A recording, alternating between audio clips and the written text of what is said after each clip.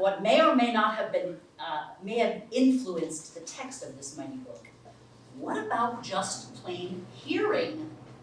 I can't help wondering who was reading the manuscripts aloud to the compositors as they put all the letters together into lines of type.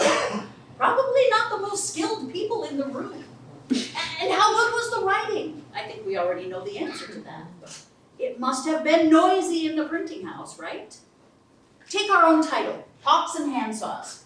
It's from the line in Hamlet where he tells Rosencrantz and Guildenstern that he's not really mad. Or is he? He says, Zach? I am but mad north-northwest. When the wind is southerly, I know a hawk from a handsaw. What? Well, a hawk wasn't just a bird back then. It was also a tool enabling a plasterer to hold his plaster while he worked. So, 2 hand tools and a nice bit of alliteration.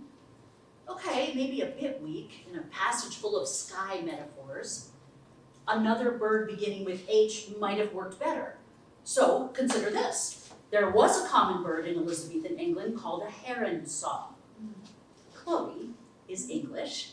Would you please say Handsaw for us in a nice working Warwickshire accent? Handsaw. Now say handsaw.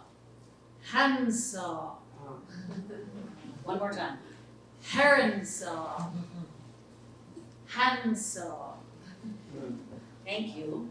Is it a stretch to imagine the compositor might just have misheard? And the guy who wrote his PhD on plastering references in Shakespeare's text just wasted 4 years of his life? We just don't know. The reality is that the plays we attribute to Shakespeare have come down to us from a variety of silent partners in the process.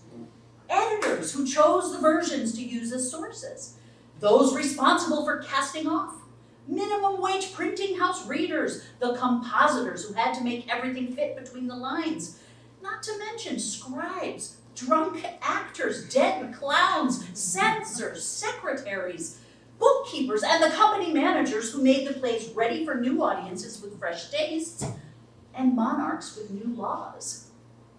It was an organic, fluid process, chaotic and beautiful. And it's still going on right here in this room. And whether or not every phrase is exactly Shakespeare's, it doesn't really matter. It has arrived at some of the most beautiful poetry the world has ever known.